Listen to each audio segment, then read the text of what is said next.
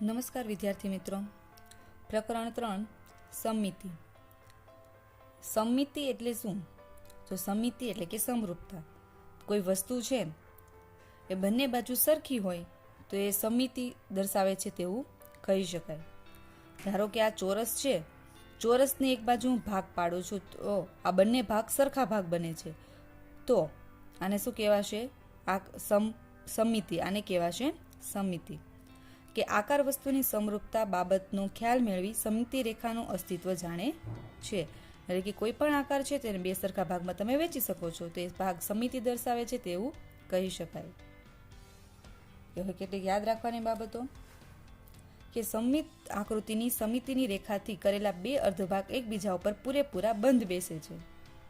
એટલે કે તમે કોઈ આકાર લો છો, એને તમે એ જ આકાર બીજા આકાર પર બંધ બેસે છે, એના જેવો જ આકાર બને તો એ કહેવાય સમમિતિ. કોનાથી બને છે? સમમિતિ રેખાથી, અને કહેવાશે સમમિત આકૃતિ. સમિતિની રેખા એક અરીસા જેવી છે જે આકૃતિના બરાબર બે સરખા ભાગ કરે છે. તેને સમમિતતાની ધરી અથવા તો અક્ષ પણ કહે છે. સમિતિ રેખા શું છે? કોઈ પણ વસ્તુના બે ભાગ કરે છે. એટલે કે તમે અરીસા સામે જોવો છો કે તમારા જેવું જ બીજું પ્રતિબિંબ તેમાં દેખાય છે. એટલે કે તમે સમિતિ રેખા દોરો છો તો હવે જો આ ચોરસ છે તો આ તમે સમિતિ રેખા દોરી, આ બાજુ આ બાજુ જેવું આકૃતિ છે તેવી જ બીજી બાજુ આપણને આકૃતિ દેખાય છે, તો આ થશે સમિતિ રેખા, એટલે કે સમિતિની ધરી અથવા તો અક્ષ. સમિતિ આકૃતિને 1, 2, 3 કે તેથી વધુ સમિતિની રેખાઓ હોઈ શકે છે. સમિત આકૃતિ હોય એટલે કે જે બધી જ રીતે સરખી આકૃતિ છે તેના કેટલી સમિતિ રેખા? 1 થી વધુ પણ સમિતિ રેખા હોઈ શકે છે. સમદ્રી બાજુ ત્રિકોણને માત્ર એક જ સમિતિ રેખા હોય છે. સમદ્રી બાજુ ત્રિકોણ એટલે કે કેવો ત્રિકોણ થશે કે જેની બે બાજુ સરખી હોય તેને સમદ્રી બાજુ ત્રિકોણ કહેવાય છે. તો જે સમદ્રી બાજુ ત્રિકોણ છે તેને એક જ સમિતિ રેખા હોય. વિદ્યાર્થી મિત્રો, જે આ સમજાવું છું એ વિકલ્પ, ખાલી જગ્યા અને ખરા ખોટામાં પૂછાય છે, તો ધ્યાનથી સમજજો. સમબાજુ ત્રિકોણને 3 સમિતિ રેખા હોય. સમબાજુ ત્રિકોણ એટલે કે ત્રણેય બાજુ સરખી હોય તેને કેવો ત્રિકોણ કહેવાય? સમબાજુ. તો તેને 3 સમિતિ રેખા હોય છે. એવી જ રીતે વિષમબાજુ. તો વિષમબાજુ ત્રિકોણને એક પણ સમિતિ રેખા નથી. વિષમબાજુ એટલે કેવો ત્રિકોણ થશે કે જેની 3 બાજુ સરખી હોતી નથી, 3 બાજુ અલગ હોય તેને વિષમબાજુ કહેવાય છે. તો વિષમબાજુ ત્રિકોણને એક પણ સમિતિ રેખા હોતી નથી. સમબાજુ ચતુષ્કોણ. તો સમબાજુ ચતુષ્કોણ એટલે કે જેની સામસામેની બાજુ સરખી હોય, તો સમબાજુ ચતુષ્કોણને 2 સમિતિ રેખા હોય છે. વર્તુળને અસંખ્ય સમિતિ રેખા હોય છે. કઈ રીતે? આ વર્તુળ છે એને એમાંથી અસંખ્ય આવી રીતે સમિતિ રેખા પસાર થાય છે, તો વર્તુળને અસંખ્ય સમિતિ રેખા હોય છે. અને કેટલીક વસ્તુઓ અરીસાના પ્રતિબિંબ વસ્તુ જેવા જ હોય છે, તો કેટલીક વસ્તુઓ અરીસાના પ્રતિબિંબથી ઉલટા જોવા મળે છે. એટલે કેટલીક વસ્તુઓ તમે અરીસા સામે મૂકો છો તો તેનું પ્રતિબિંબ વસ્તુ જેવું જ દેખાય છે, પરંતુ કેટલીક વસ્તુ એવી છે કે જે તમે અરીસા સામે મૂકો છો તો તેનાથી ઉલટી દેખાય છે. ચલો, આ બધી જ માહિતી મેળવી લીધી. હવે આપણે સ્વાધ્યાય 13.1 જોઈએ. અહીં આપેલું છે સ્વાધ્યાય 13.1 નો પ્રશ્ન 1 કે તમારા ઘર અથવા શાળામાંથી કોઈ પણ 4 સમિત વસ્તુઓની યાદી બનાવો. સમિત વસ્તુ એટલે કે કેવી વસ્તુ કે તમે જે વસ્તુ છે એના બે ભાગ કરો તો સરખા થાય. તો ઘરના સમિતિ વસ્તુઓ થાળી ગોળ હોય છે, તેને તમે બે ભાગ કરો તો બંને બાજુ સરખા થશે. વાટકી. ટેબલ ચોરસ હશે, બે ભાગ કરશો તો સરખા થશે. પંખો, કાતર, વિદ્યુત ગોળો અને પ્યાલો. શાળામાં સમિતિ વસ્તુઓ કયું છે? તો બ્લેકબોર્ડ, ઘડિયાળ, પુસ્તક, નોટબુક, બારણું. આ તમારું પુસ્તક છે, એને હું અહીંયાથી બે ભાગ કરીશ તો બંને ભાગ સરખા થશે. હવે છે પ્રશ્ન 2 કે બાજુની આકૃતિમાં રેખા L1 અને L2 માંથી કઈ રેખા અરીસાની રેખા છે? અરીસાની રેખા એટલે કે તમે અરીસો મૂકો છો તો કઈ બાજુ સરખી દેખાય છે, તો એને અરીસાની રેખા કહેવાશે. તો અહીં બે ભાગ આપેલું છે, L1 અને L2. તો હવે આ રેખા છે એમાંથી બંને સરખા ભાગ દેખાતા નથી. ઉપર ત્રિકોણાકાર છે, નીચે ચોરસ બને છે, તો આ L1 છે એ સમિત રેખા કહેવાશે નહીં. જ્યારે L2 ઊભા ભાગ પાડે છે તો બંને બાજુના ભાગ સરખા ભાગ પાડે છે, તો કે બાજુમાં આપેલી આકૃતિમાં રેખા L2 એ અરીસાની રેખા કહી શકાય છે. હવે નીચે પ્રશ્ન 3 આપેલો છે કે નીચે આપેલા આકારો ઓળખો. આ આકારો સમિતિ છે કે નહીં તે ચકાસો. જો હોય તો સમિતિની રેખા દોરો. હવે તમને નીચે આ કેટલાક આકાર આપેલા છે. સમિતિ હોય એટલે કે સરખા ભાગ પડતા હોય તો તેની સમિતિ રેખા દોરો. તો આપણે જોઈએ આમાં સમિતિ રેખા. પહેલું છે તાળું.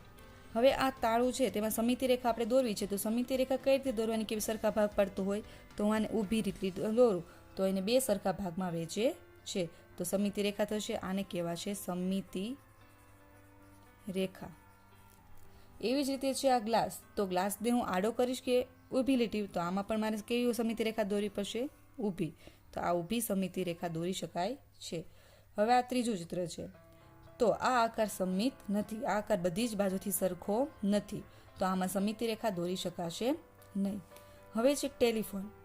તો ટેલિફોન છે સમિત આકાર છે, તો એને પણ મારે કે આકાર દોરો તો ઊભી સમિતિ રેખા દોરી શકાય. જો ઊભી સમિતિ રેખા દોરો તો બંને બાજુ પણ સરખું થશે. એવી જ રીતે અહીં આકૃતિ આપેલી છે, એ પણ સમિત થશે. એમાં કઈ રીતે દોરવું પડશે?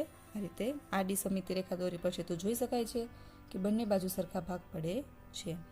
એવી જ રીતે એક આ પંચકોણ આપેલો છે, તો એમાં પણ કઈ રીતે સમિતિ રેખા દોરાશે? ઊભી. તો એમાં પણ હું આ ઊભી સમિતિ રેખા દોરીશ તો બંને બાજુના સરખા ભાગમાં વહેંચી શકાય છે. તો વિદ્યાર્થી મિત્રો, આ થયું આપણે સમિતિ આકાર અને સમિતિ રેખા. હવે તમને અહીં પ્રશ્ન 4 આપેલો છે કે નીચેની આકૃતિઓની ચોરસ ખાનાવાળા કાગળ પર નકલ કરો. આવું ચોરસ ખાનાવાળું કાગળ તમે શરૂઆતના વર્ષોમાં તમારી અંકગણિતની નોટબુકમાં વાપર્યું હશે.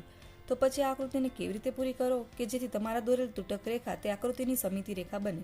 કે તમે આવું ચોરસ ખાનાવાળા ભાગ તો તમે જોયા જ છે કે તમે જ્યારે નાના હતા ત્યારે એકડા આમાં લખતા હતા ચોરસ ખાનાવાળા ભાગમાં. તો હવે આપણે આમાં એક બાજુ આકૃતિ આપેલી છે અને એક સમિતિ રેખા આપેલી છે.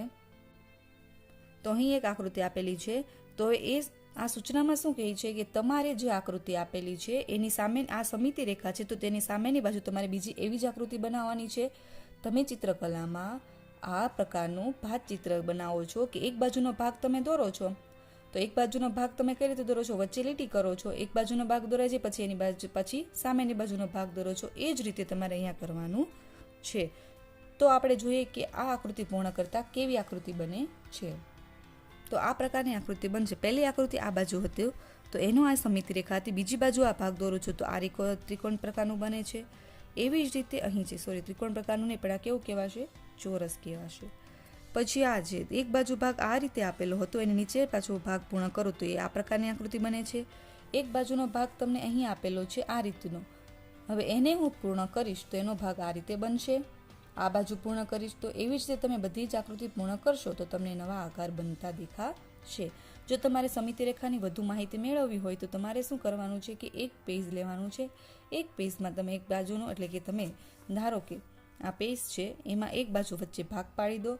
અહીંયા તમે કલરથી કોઈ પણ આકૃતિ દોરો અને પછી આ પેજને વાળી દો તો આ બાજુનો ભાગ આ બાજુ છપાઈ જશે. તો આ જેવો ભાગ છે એવો જ બીજો ભાગ બને છે, તો તેને શું કહેવાશે? સમિતિ આકૃતિ. અને વચ્ચેની રેખા જેને કહેવાશે સમિતિ રેખા. ચાલો, એવી જ રીતે પ્રશ્ન 5 આપેલો છે કે બાજુની આકૃતિમાં રેખા એલ સમિતિની રેખા છે, તો આકૃતિ સમિતિ બને તે રીતે પૂરી કરો. તો અહીં પણ આપણને એક આકૃતિ આપેલી છે, એને સમિત એટલે કે સરખી બને તે રીતે પૂર્ણ કરવાની છે. તો સમિતિ રેખાને ધ્યાનમાં લેતા બતાવ્યા પ્રમાણે આકૃતિ તૈયાર થાય છે. હવે આ બાજુની તમને એક આકૃતિ આપેલી છે, તો અહીં સમિતિ રેખા આપેલી છે. તો હવે આમાંથી મારે આકૃતિ પૂર્ણ કરું છું, તો અહીંયા હું બીજું ત્રિકોણ દોરીશ તો મારી આકૃતિ આ રીતે બનશે, આખું ત્રિકોણ બનશે મોટું. આ રીતે તમારે આ સમિતિ રેખામાંથી તમે બીજી આવી આકૃતિ બનાવી શકો છો. એવી જ રીતે પ્રશ્ન 6 આપેલો છે કે બાજુની આકૃતિમાં રેખા એલ સમિતિની રેખા છે. ત્રિકોણ દોરો અને આકૃતિ એવી રીતે પૂરી કરો કે જેથી તે સમિત બને. હવે તમને અહીં એક આકૃતિ આપેલી છે, એ એમ કહે છે કે આ સમિતિ રેખાનો ઉપયોગ કરીને તમારે એવું ત્રિકોણ બનાવવાનું છે કે આખી આકૃતિ બને તો એ સમિતિ આકૃતિ કહેવાય. એટલે કે તમારે આવી જેવી આકૃતિ છે, સામેની બાજુ બેઠી જ એવી આકૃતિ બનાવવાની છે. તો જોઈ શકો છો આ રીતે આકૃતિ બને છે. એને શું કર્યું? અહીંયા ત્રિકોણ હતું તો અહીંયાથી લઈને પાછું બીજું ત્રિકોણ બનાવ્યું આ રીતે. તો બની ગઈ આ રીતની આકૃતિ. તો આ રીતે થયું તમારી સમિતિ રેખા. તો સ્વાધ્યાય 13.1 અહીં પૂર્ણ થાય છે કે આપણે 13.1માં શું ભણ્યા? કેટલીક સમિતિ રેખા દોરીને કેટલાક સમિતિ આકારો પણ જોયા અને આ કેટલાક આકારો આપણે પૂર્ણ પણ કર્યા. તો અહીં સ્વાધ્યાય 13.1 પૂર્ણ થાય છે.